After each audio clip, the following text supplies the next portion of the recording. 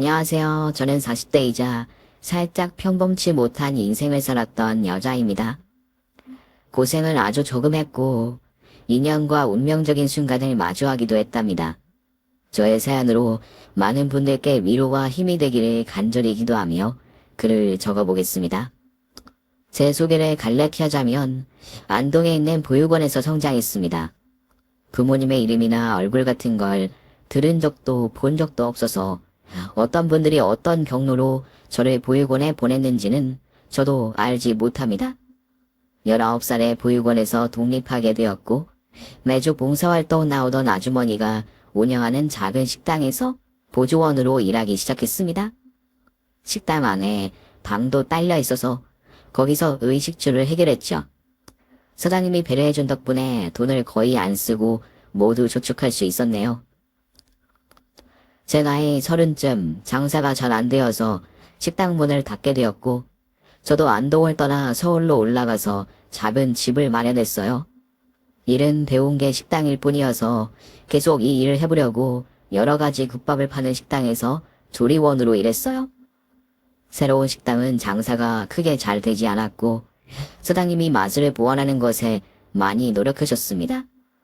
그 과정에 저도 개입하게 되었는데 이전에 배우고 익혔던 맛을 보여드렸더니 엄청 맛있다며 저에게 주방 메인을 맡아달라고 하셨습니다. 식당 직원이 5명이었고 저보다 나이 많은 이모님들이라 눈치가 보여서 거절하려다가 월급을 올려준다는 말에 바로 주방장 자리를 잡았습니다. 그러자 우려했던 대로 이모님들이 엄청나게 갈구더군요. 야, 고아야. 너 이 언니들 다 제끼고 주방장 자리 먹으니까 좋으니 들어온 지 한 달밖에 안 되냐니 우리보다 월급을 배로 받게 됐다고? 아이씨, 어이가 없어서. 죄송해요, 이모님. 제가 손맛이 있어서 운이 좋았네요. 거절할 수 없는 조건이어서 받아들였어요. 아시다시피 제가 고아로 쭉 살아와서 욕심이 많습니다. 이년 봐라. 말에 뼈가 박혀있네. 야, 좋은 말 할 때 식당 관둬라.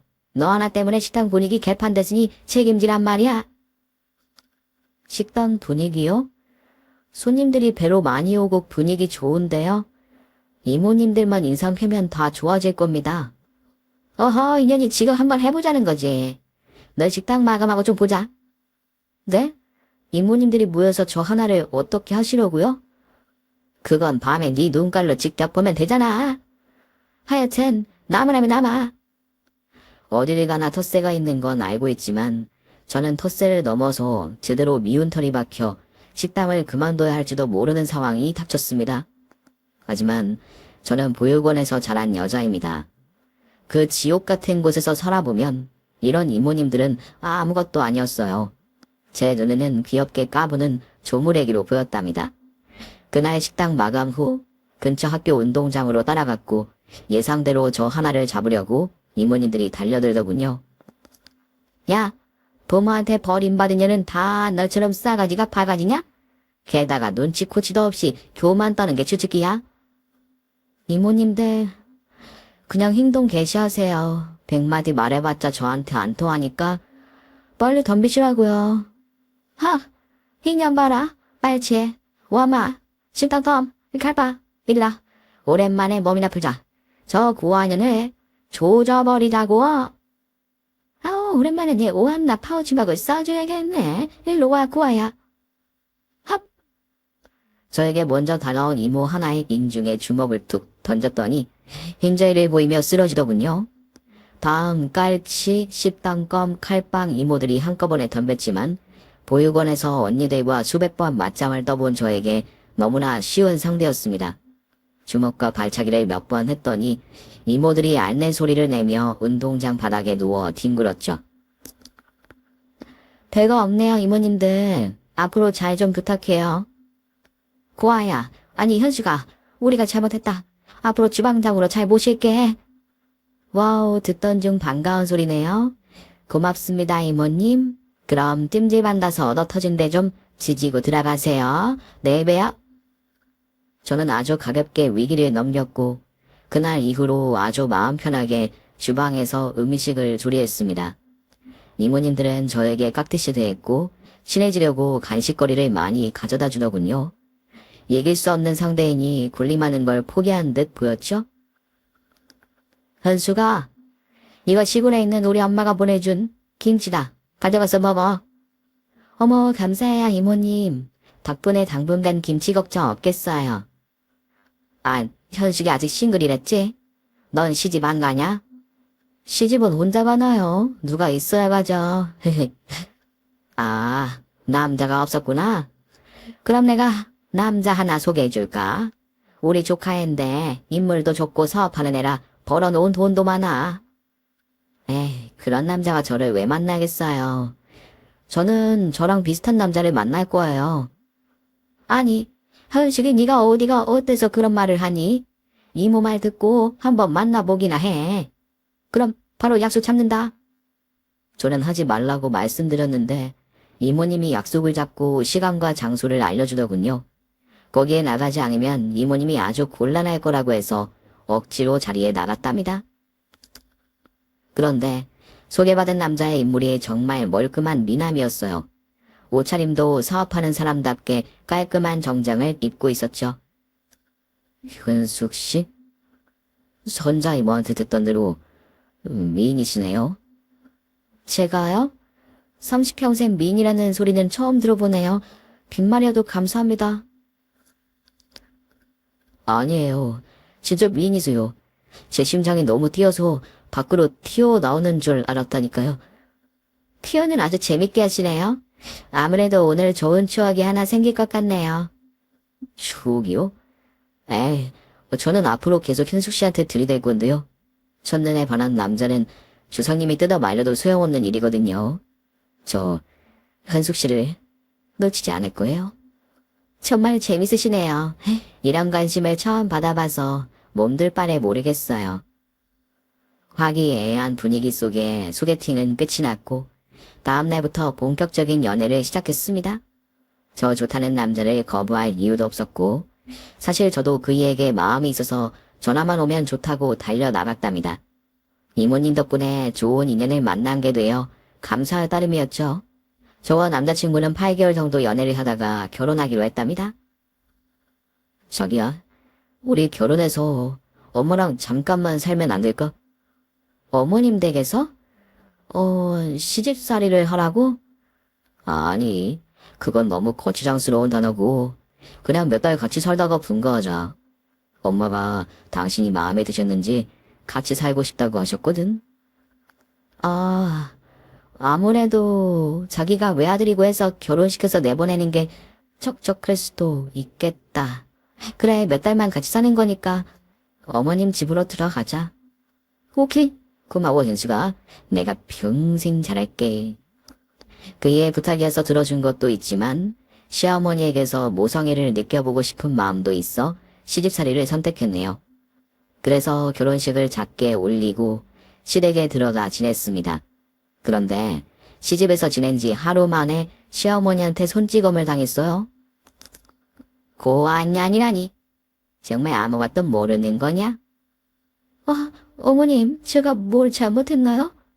잘못했지. 감히 아침에 한 밥을 저녁에 똑같이 차려?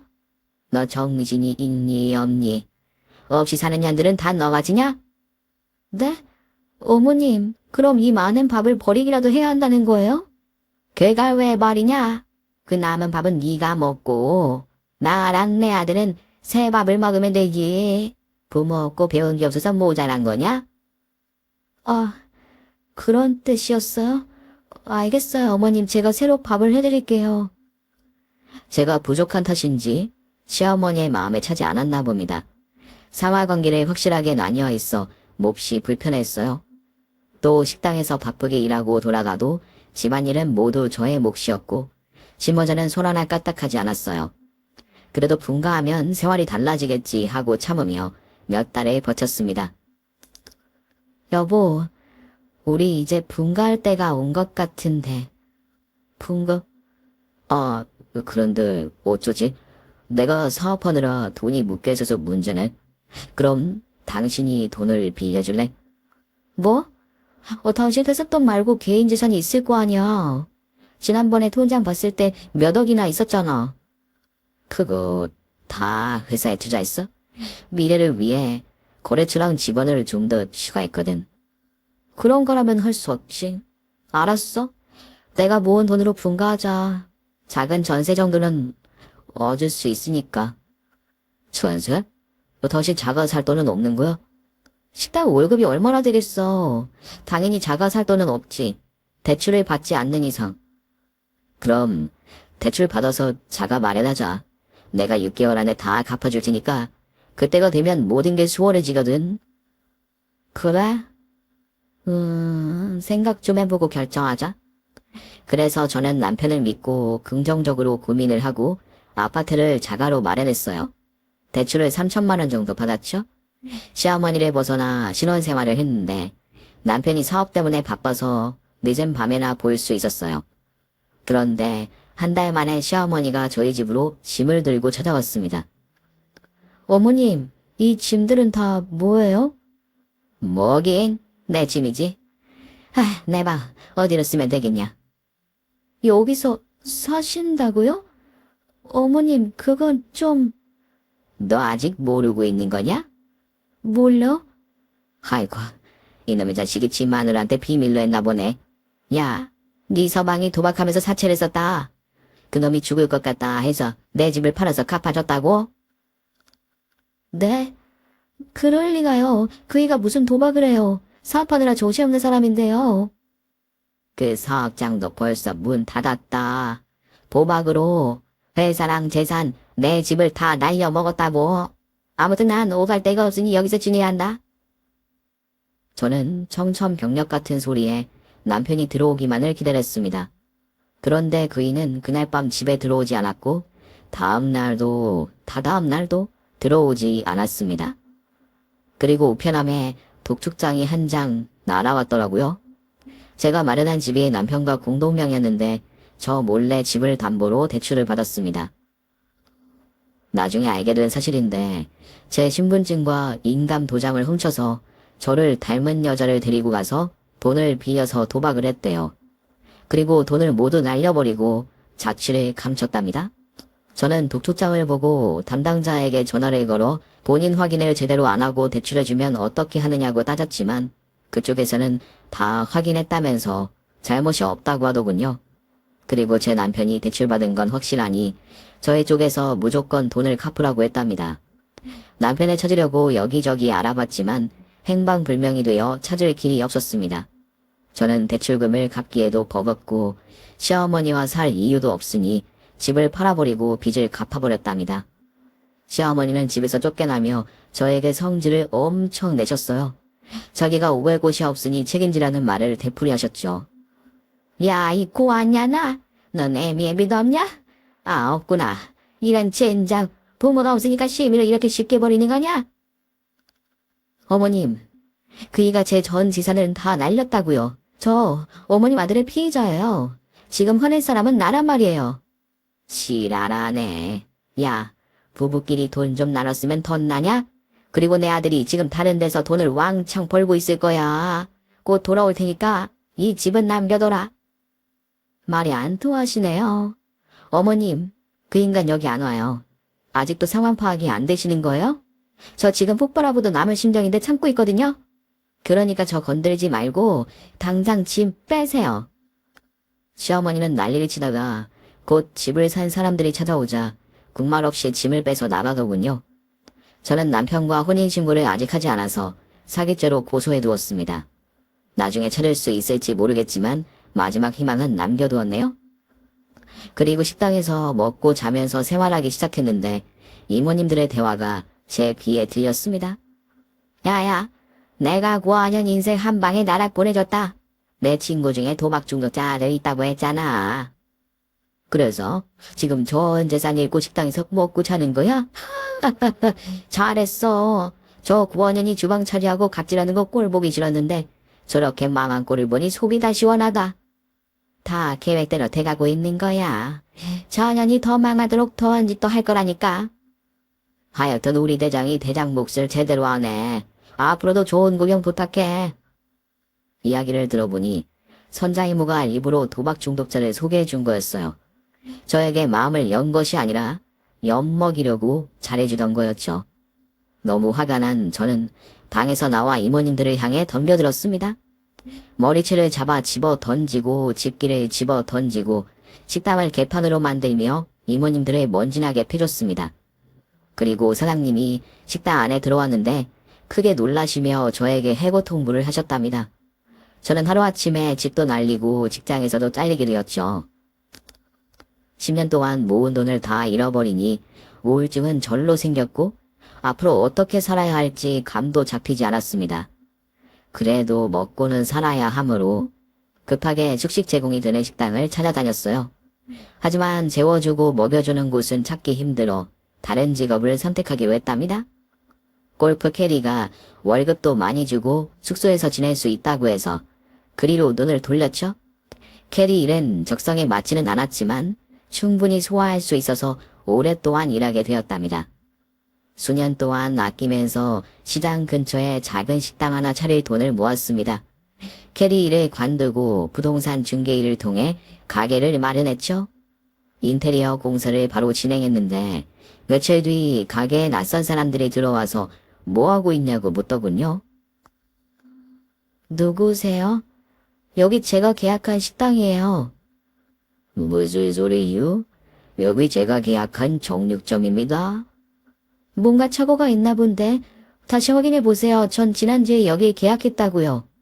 그 참 아줌마가 웃기네. 내가 한 달 전에 계약했는데 무슨 소리를 하는 건지.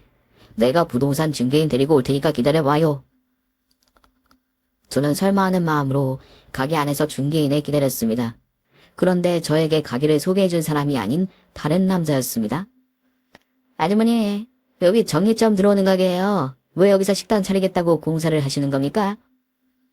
진짜 이상한 일이네요. 저기 제가 중개인 명함 보여드릴게요.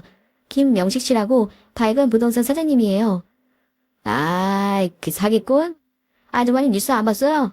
그놈 며칠 전에 잡혀 들어갔잖아요. 피해자가 한둘이 아니라고 하던데. 아주머니도 그 좀 한 사람이네요. 안 됐지만 여기서 나가주셔야 합니다. 네? 사기꾼이요? 그럼 제가 받은 계약서랑 문서들은 뭔데요? 다 가짜죠. 그리고 여기 건물주가 제 아버지입니다. 누구랑 거래했는지는 제가 가장 잘 안다고요. 어서 나가세요. 아니야. 그럴 리가 없어. 당신들 뭐야? 누가 보낸 거야? 아주머니, 이러시면 경찰 부르는 수밖에 없어요. 빨리 나가세요. 정신 차리고 새로운 일 구하시라고요. 니들이나 나가. 여긴 내 가게야. 내가 이 가게를 마련하려고 어떤 고생을 했는데 빼앗으려는 거야? 당장 꺼져! 제가 난리치자 중개인과 가게 주인은 밖으로 나가 경찰을 불렀고 저는 질질 끌려 나와 바닥에 주저앉고 말았습니다. 전생에 제가 무슨 죄를 지었길래 하늘이 이런 벌을 자꾸 내리는지 모르겠더라고요. 몇 주 동안 정신을 놓고 지냈고 다시 일어서고 싶은 마음이 없어 극단적인 선택을 하기로 했습니다. 살아갈 이유도 가치도 없으니 여기서 다 포기해버리고 무지개 다리를 건너는 게 100번 낫겠다 싶었죠. 그래서 하면 안 될 짓을 하려고 한강 다리 위에 섰습니다. 바람을 조금 쏘이고 이제 실행하기로 했습니다. 그리고 난간에 올라섰는데 누군가가 저를 끌어내리더군요. 뭐야 당신? 누구야? 왜 남의 일에 끼어드는 거야? 이봐요. 이러지 마세요. 사는 게 아무리 힘들어도 이건 아니잖아요. 꺼져. 이거 놔. 내가 무슨 짓 하든 말든 당신이 뭔 상관이야. 저도 여기에 자주 찾아오는 사람입니다. 당신처럼 뛰어내리려고 수십 번 다녀갔어요. 오늘도 그러려고 왔는데 당신을 보니까 내 모습을 보는 것 같아서 살리고 싶었어요. 우리 이러지 말고 다시 희망을 가져봅시다. 희망? 이봐, 희망을 가지면 뭐래? 주변에 즉시되는 늑대 같은 인간들이 내 등을 쳐먹었다고. 난 그것들한테 또 당하고 싶지 않아. 그러니까 제발 꺼져. 나랑 따뜻한 국밥이라도 먹어요. 배를 채우고 다시 생각해 보시라고요. 그때도 생각이 같으면 말리지 않겠습니다. 참, 인생 거지 같네. 생각해보니 이틀 동안 아무것도 먹지 않았네요. 그럽시다. 무지개 다리 건너기 전에 밥이라도 실컷 먹고 와야겠어요.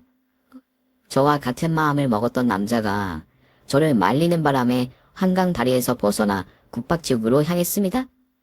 그와 저는 말없이 밥을 개걸스럽게 먹었고 다 먹은 뒤에는 트림까지 했답니다.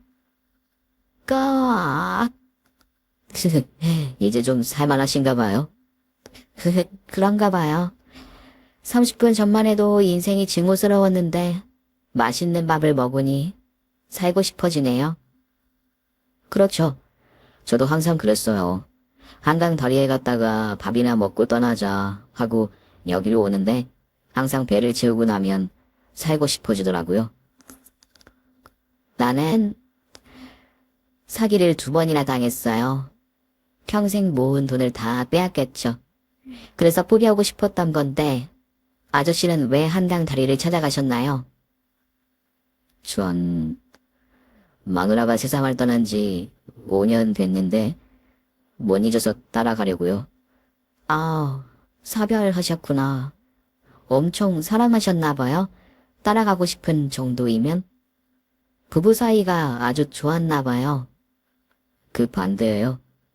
제가 일이 바쁘다는 핑계로 아내랑 보낸 시간이 많이 없었어요. 아내가 말기암 소식 듣고 뒤늦게 정신을 차려봤지만 얼마 못 가서 떠나더라고요. 아저씨, 사랑은 사랑으로 잊으면 된다는 말 모르세요? 좋은 여자 만나서 다시 시작하면 되잖아요. 네. 그러려고요. 오늘 아주머니를 만나게 돼서 다시는 다리 위에 올라가지 않을 것 같은 느낌을 받았어요? 네. 지금 장난해요? 이 아저씨가 한번 어떻게 해보겠다고 수작을 부리네? 아닙니다. 전 아까 세상 떠난 아내가 살아 돌아온 줄 알았어요. 아주머니랑 얼굴은 다르지만 전체적인 분위기가 똑 닮았다고요. 수작 부리는 게 아니라 진심을 전하는 겁니다. 됐습니다. 어차피 오늘 하루만 보고 말 사람이니 긴 말하지 않을게요. 나 그만 일어나겠습니다. 저기 혹시 가실 곳이 없으면 여기서 지내는 게 어떠세요? 이 식당 제가 운영하는 곳이에요. 숙식 제공되고요. 월급도 충분하게 드릴게요. 손님이 늘면 보너스도 드리겠습니다. 저는 일어섰다가 다시 자리에 앉았습니다. 그거 정말이에요? 나 여기서 먹고 자고 해도 돼요? 그렇다니까요. 제가 사장이니까 지내고 싶은 만큼 지내세요. 그럼 신세 좀 질게요. 고맙습니다, 사장님. 그거 봐요. 인생 대단한 거 없죠? 먹고 살 걱정이 사라지니까 한강다리가 절로 잊혀지죠? 지금 내가 한 짓을 봐서 사장님 말씀이 맞네요. 여하튼 잘 부탁드립니다. 그래서 저는 그 식당에서 다시 시작했습니다. 저와 사장님은 같이 일하며 정이 들었고 언젠가부터 사귀고 있었습니다. 사장님은 퇴근도 안 하고 제가 지내는 쪽방에서 사람을 나누며 밤을 지새우기도 했답니다. 결혼까지 약속한 사이는 아니지만 열정적으로 연애하면서 잘 지냈죠. 그런데 어느 날 저에게 예상치 못한 다른 기회가 찾아왔습니다. 이 해장국 기가 막히네. 맛이 예전보다 좋아졌는데? 이봐요, 젊은이. 이거 당신이 만든 거요? 네? 아, 네. 제가 레시피를 바꿨거든요. 입에 맞으세요? 입맛에 맞는 정도가 아니라 아주 따보일세. 이 정도 소시면 더 볼 필요도 없겠는데. 이건 서울의 맛이 아닌데. 고향이 어디예요? 고향이요? 안동이요. 거기서 태어난 건 모르겠지만 쭉 거기서 자랐고 먹고 살다 서울로 올라왔어요. 아, 경상북도 안동. 그래서 손맛이 있구만. 저기 안동댁. 내 집에 들어와서 살리요? 성북동인데 같이 가보지 않을 텐가? 할아버지 지금 뭐라고 하셨어요? 식당에서 일한다고 사람을 쉽게 보시는 거예요? 내가 오해하게 말했구만. 나 인서유전자 회장이요. 우리 집에 붙박이 가정부로 들어와서 살 생각이 있느냐고 묻는 겁니다. 여기서 버는 돈보다 훨씬 많이 줄 테니까 나와 우리 식구의 식사를 챙겨주는 가정부로 일해주지 않겠어요? 네? 가정부요? 돈을 얼마나 주실 건데요? 연봉 1억에 계약하시지요. 그리고 때때로 보너스도 드릴 겁니다. 1억이요? 무슨 가정부한테 그렇게 많은 돈을 써요? 내가 회장이잖아요.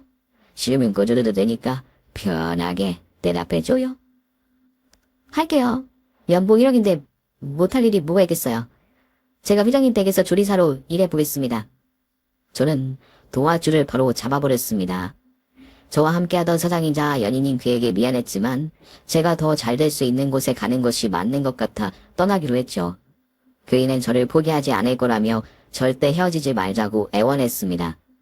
며칠 뒤 회장님 댁에 들어가 조리사로 일하게 되었는데 제가 하는 일은 삼시세끼를 준비하는 게 전부였습니다. 가정부가 여러 명 있어서 각자 맡은 것만 하면 편히 쉴 수 있었어요. 이런 신의 직장을 구했으니 너무 좋아서 입꼬리가 귀에 매일 걸렸습니다. 회장님 댁에 같이 지내는 가족은 아들 부부가 전부였어요. 사모님은 오래전에 돌아가셨고 다른 아들들은 출가했다고 하더군요.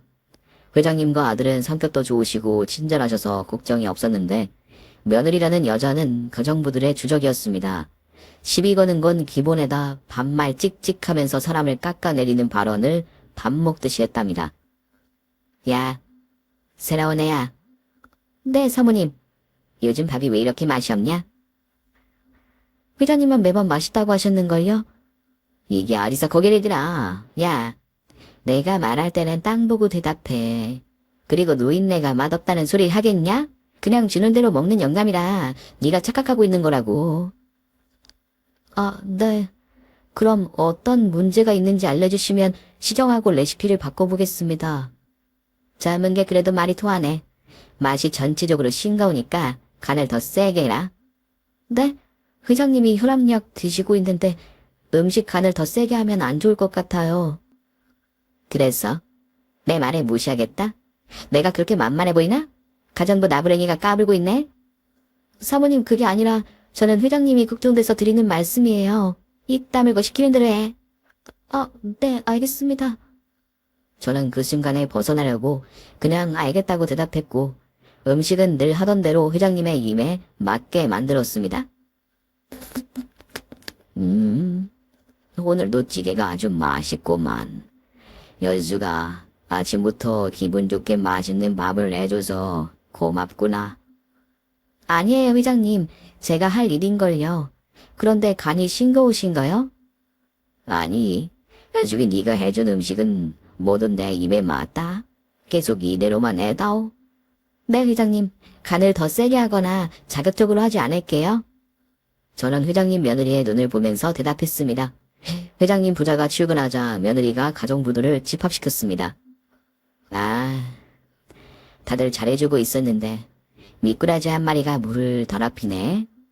회장님한테 눈웃음 살살 치면서 팔짝 고치려고 하는 년이 있단 말이야.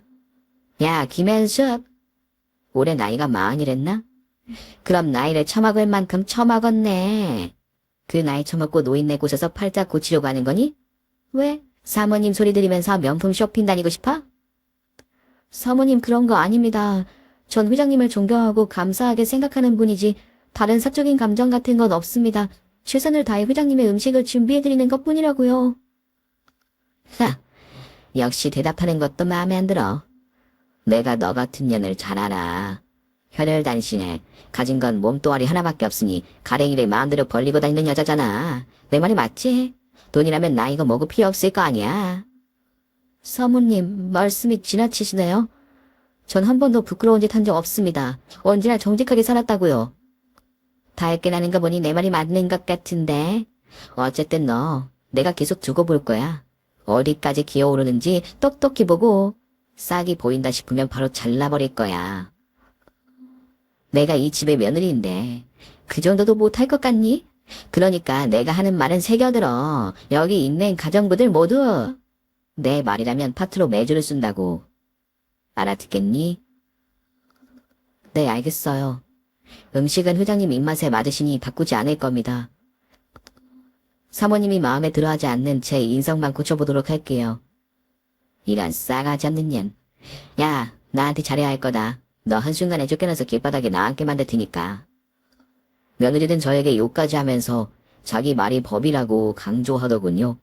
다른 가정부들은 그 여자의 말을 다 들어주는 모양인데 저는 음식 맛을 바꿀 마음은 일절 없었어요. 1년 동안 며느리의 눈치 보는 것 빼고는 다 할 만했습니다. 그런데 얼마 뒤 회장님의 몸에 문제가 생겼습니다. 오늘 아침에 뭘 먹었길래 밤이 되도록 꽉 막힌 거지. 혜수가, 내가 아침에 뭘 먹었냐? 생선조림이랑 미역국이요. 그리고 밑반찬 여러 가지가 있었죠. 그럼 탈일이 날 일이 없는데 왜 이렇게 숨 쉬는 게 힘든 거지? 회장님 많이 안 좋으세요? 아니다. 심장약을 건너뛰어서 그런가 보구나. 세아가, 나 약 좀 가도 나오. 내 아버님 여기요. 약 건너뛰지 말고 잘 드셔야죠. 한두 번씩 건너뛰는 건 크게 문제될 게 없었는데 요즘 숨이 턱턱 막히는 게 힘들구나. 의사랑 상담해서 약을 좀 더 높여야겠구나. 네, 그럼 오늘 바로 병원 가시죠. 제가 같이 가드릴게요. 그래지면 나야 고맙지. 그래 뭐서 나서자.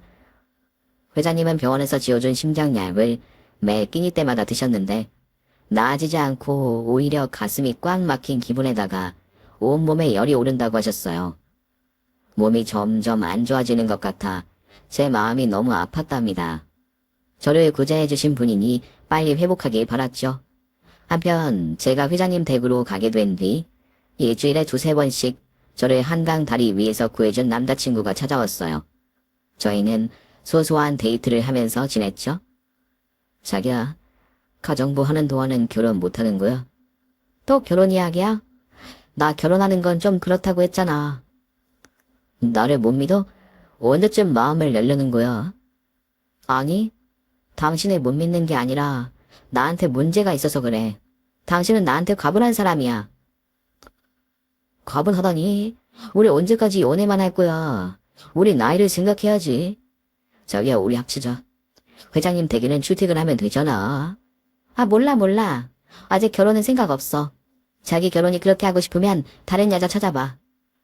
아니, 나는 자기랑 결혼이 하고 싶은 거지. 아무나랑 결혼을 하겠다는 말이 아니잖아. 우리 대화가 참 재밌다.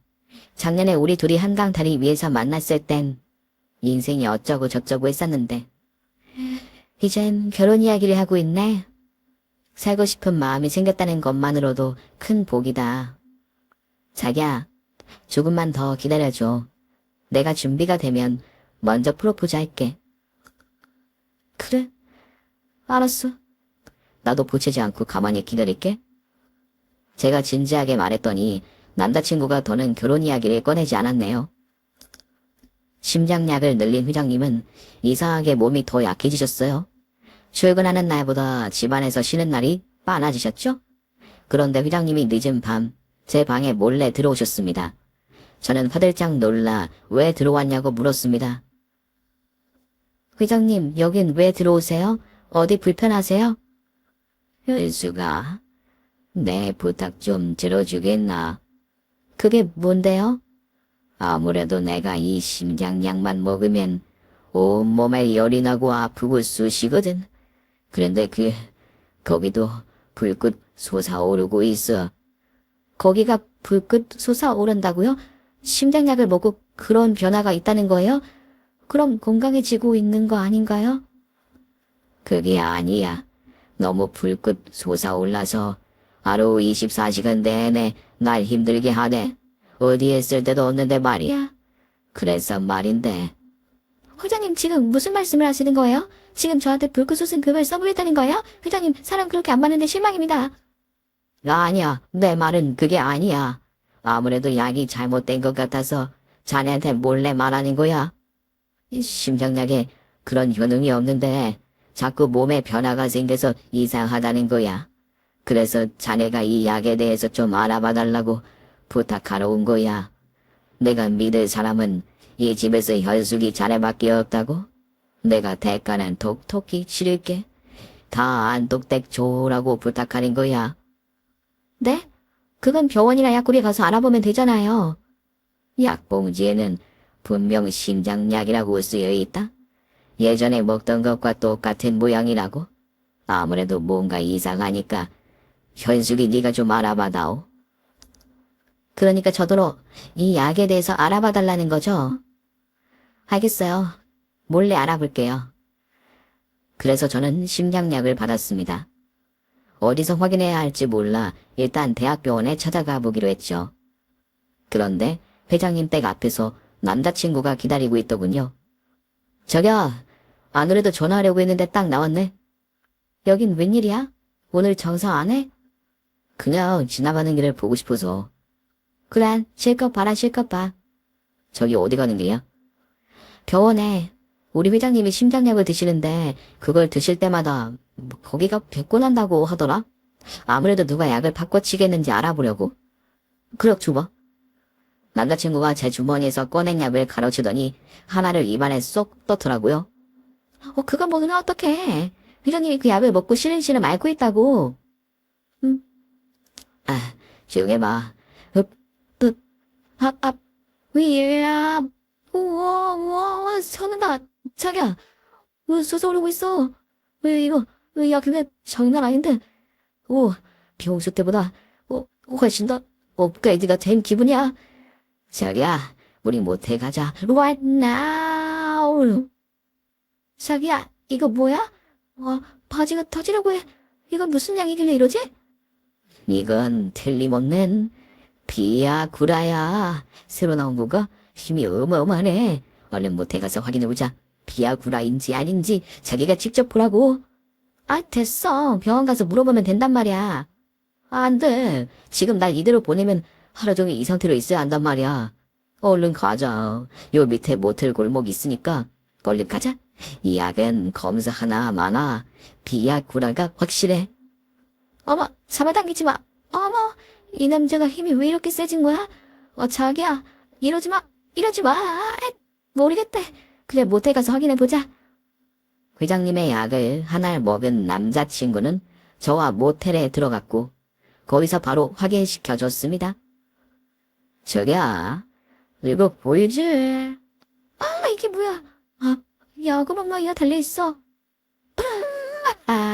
야구방망이. 좋아. 지금부터 야구방망이로 당신을 공격하겠어. 자, 시작하자. 어머머, 이러지 마, 자기야. 침착해. 어머머머, 판타스틱해. 이 약의 흐름을 제대로 확인하자고. 으쌰라. 남자친구는 모텔에서 대시 시간이 지나자 추가로 지불하고 저를 놓아주지 않았습니다. 그렇게 하룻밤을 꼬박 세우고 남자친구의 약효가 떨어졌을 때 모텔에서 나왔어요. 저희 두 사람은 같이 병원으로 찾아가 약 분석 의뢰를 했습니다.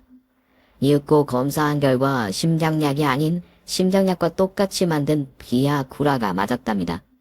분석해준 관계자가 말하기 심장병 환자가 비아구라를 먹으면 목숨이 위험해진다고 하더군요. 그 말을 듣자 퍼즐이 맞춰졌답니다. 회장님 며느리가 회장님을 해치려는 수작이었던 거죠. 먼저 약 복용을 멈추게 하고 며느리의 행동을 주시했습니다. 회장님이 새로운 심장약을 지어오자 방 안에서 몰래 약을 바꿔치기 하는 걸 제 두 눈과 핸드폰으로 증거를 남겼죠. 그리고 저는 이 사실을 회장님께 바로 알려드렸습니다. 그러자 노발대발 하시더니 회장님의 변호사들을 불렀어요. 형사들과 함께 찾아오셨는데 며느리는 대거품을 물고 뒤로 자빠졌습니다. 이런 나쁜 잡동년 같으리라고 심장약을 비아구라로 바꿔치기를 해? 심장병 환자가 이 약을 먹으면 어떻게 되는지 모르냐? 시끄러워 여기고 살았더니 감히 날 골로 보내려 했느냐? 넌 인생 끝이다. 평생 감옥에서 썩게 해주겠어? 아버님, 난 아무것도 몰랐어요. 병원에서 지어준 약을 왜 저한테 따지고 그러세요? 그리고 약은 의사가 아니라 약사가 지어주잖아요. 따지려거든 약사한테 따져야죠. 사모님, 이거 보세요. 제가 찍은 사모님 동영상이에요. 어디서 똑같이 약 모양을 만들어 왔는지 모르겠지만 이 약은 비아구라예요. 네가 그걸 어떻게 알아? 그 순간 제가 증인으로 부른 남자친구가 등장했습니다. 그건 제가 직접 먹어봐서 압니다. 24시간 내내 불꽃 쏘셔서 쓰러지지 않더군요. 이 약들은 모두 제가 압수하겠습니다. 하하하. 자긴 농담이다. 와.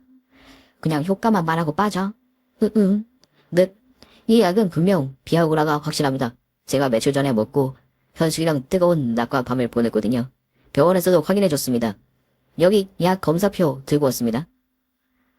그러자 형사들은 모든 증거를 확보하고 며느리에게 쇠고랑을 채웠습니다. 그리고 증거물로 비와 구라를 모두 가져가려는데 제 남자친구가 질문을 던졌습니다. 형사님, 이거 꼭 다 가져가야 하나요? 그냥 두세만 가져가시고 나머지는 저 주시면 안 될까요? 이게 효과가 장난 아니라서. 참, 셈이 있으신 분이네. 안 됩니다. 이건 다 증거물이어서 손대면 안 된다고요. 아깝네. 알겠어요. 남자친구는 거기서 눈치 없이 비와 구라를 얻으려고 술을 쓰더군요. 사별한 아내 따라가겠다는 남자가 이젠 열정을 갈구하고 있네요. 참으로 인생은 모르는 법인가 봅니다. 며느리는 바로 구속이 되었고 재판을 받고 무거운 실형을 받고 감옥에 들어갔습니다. 그리고 비와 구라를 심장약과 똑같이 제작한 브로커도 잡혀 들어갔어요. 회장님의 아들은 다행히 아무것도 모르는 것으로 밝혀졌고요. 회장님은 뒷줄이 한 짓이 아니어서 다행이라며 미소를 지었답니다. 은수가 고맙다. 설마 했는데 자네가 제대로 알아봐 줘서 며느리 년을 잡을 수 있었네. 아니에요. 제가 뭐 한 게 있나요. 회장님이 무사하시고 몸이 회복되어서 다행이에요. 앞으로는 건강 잘 챙기시고 오래오래 저를 이 집에서 일하게 해주세요. 내가 저승 가면 자네 일자리가 없어지는구만. 그래. 자네 말대로 오래오래 살겠네. 농담인 거 아시죠? 회장님, 저 부탁 하나만 해도 될까요? 전에 부탁이라면 내가 다 들어줘야지. 무슨 부탁인가? 제 옆에 있는 이 남자 말이에요. 자네 남자친구? 그 친구가 왜? 제가 이 남자랑 결혼을 하려는데 회장님이 제 손을 잡고 입장해 주시면 안 될까요? 그리고 혼주석에 앉아주시면 더더욱 고맙고요. 제가 마음의 문을 열면 남자친구에게 먼저 프로포즈 하겠다고 했는데 그 약속을 지키는 순간이었죠. 저기요? 그럼 나랑 결혼하겠다는 거지? 그런 거지? 나 지금 부끄러운데 되물어야 해? 그래, 당신이랑 결혼할 거야. 당신이 거기에 야구방망이가 달린 걸 보게 된 순간 놓치면 안 될 사람이라 판단했어. 그건 비와 구라를 먹어서 그렇게 된 건데 평소에는 어떤지 자기도 알잖아. 농담이야. 자기 놀라먹으려고 해본 말이라고. 그렇지? 그런데 야구방망이가 좋다고 하니까 내가 비와 구라를 많이 구비해 둬야겠어. 저희 두 사람이 결혼을 약속하자 회장님이 대답을 해주셨습니다. 나랑 같이 신부 입장을 하자고. 은수가 내가 딸이 없어서 딸 있는 친구들이 신부 입장하는 걸 보고 많이 부러워했는데 네가 내 소원을 들어주는구나. 당연히 내가 신부 입장도 같이 하고 혼주석에도 앉아야지. 감사해요. 제가 믿고 의지할 수 있는 분이 회장님하고 남자친구 둘이에요. 두 사람과 함께라면 뭐든지 헤쳐나갈 수 있을 것 같아요. 그래? 고맙네. 내가 진짜 애비는 아니지만 애비처럼 자네를 대해주겠네. 그렇게 좋은 분위기 속에서 결혼식 날짜를 잡았고 얼마 뒤에 남자친구와 반지를 구경하러 종로에 나갔습니다. 이 집 저 집 다니는데 마음에 드는 게 없었어요. 제가 생각하는 이미지가 있는데 그것과 비슷한 게 없더라고요. 저기야, 우린 적당히 예쁜 거 사자. 결혼 반지가 다 거기잖아. 안 돼. 난 이번 결혼식은 완벽하게 할 거야. 내 인생 마지막 결혼식이 될 텐데 제대로 해야 하지 않겠어? 그래. 당신 말이 맞다. 계속 둘러보자. 저희 두 사람은 종로의 금은밤을 돌고 돌았습니다.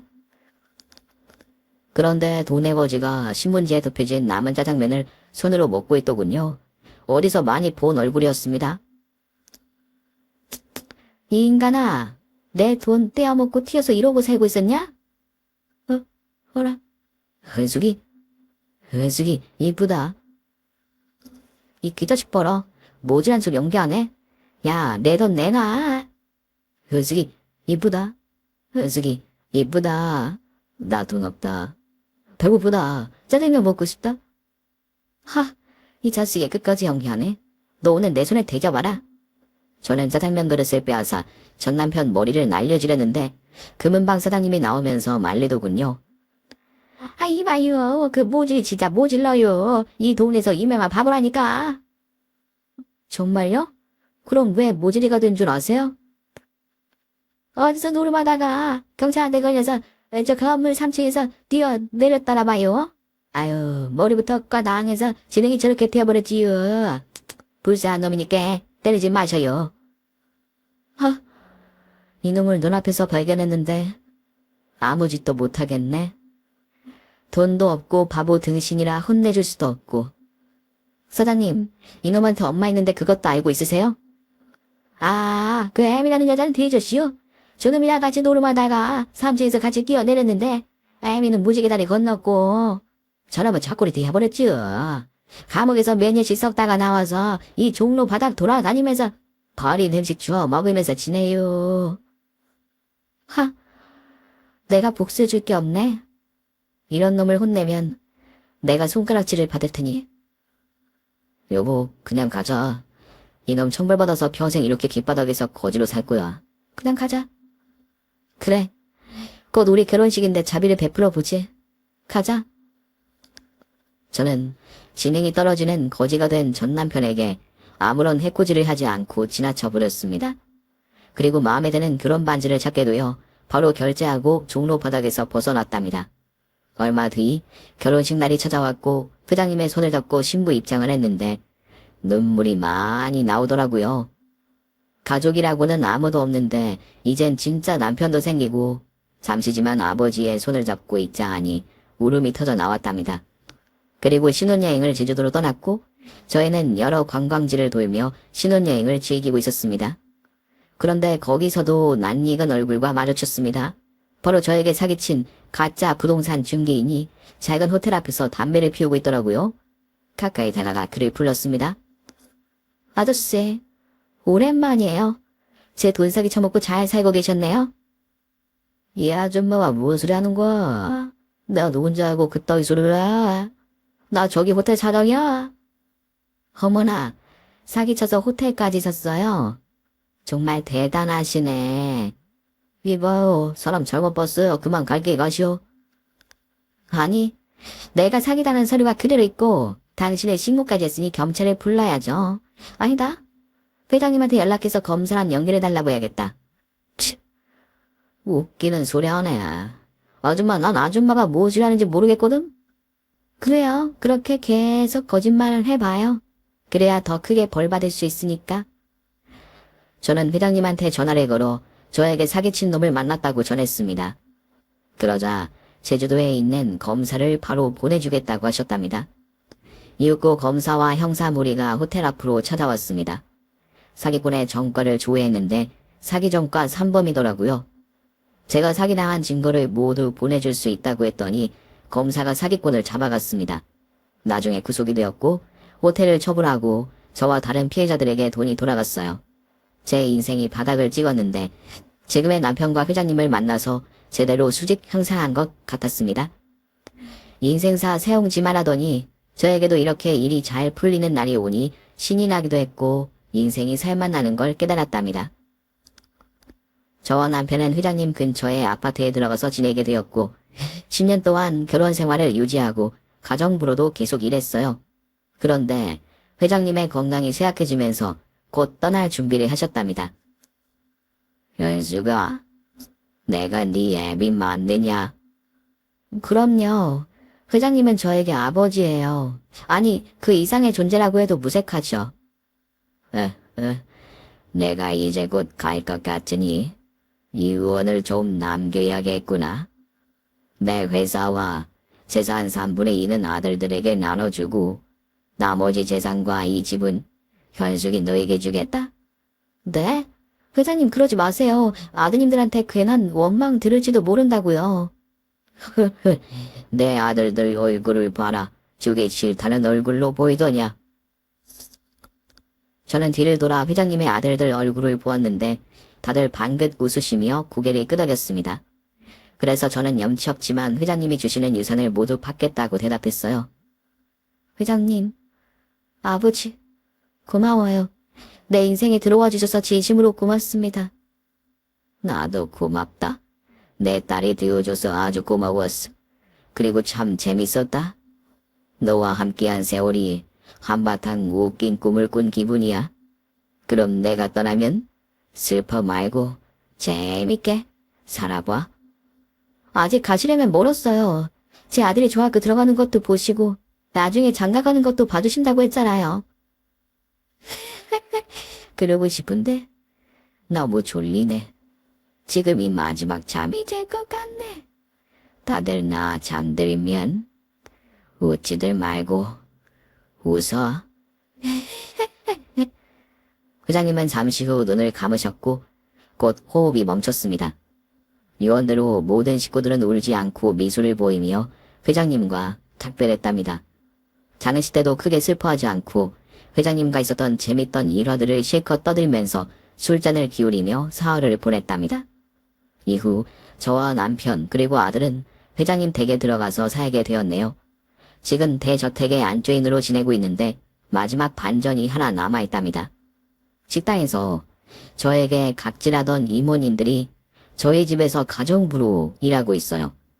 코로나가 터지고 집에서 놀고 있을 것 같아 취직 제안을 했죠.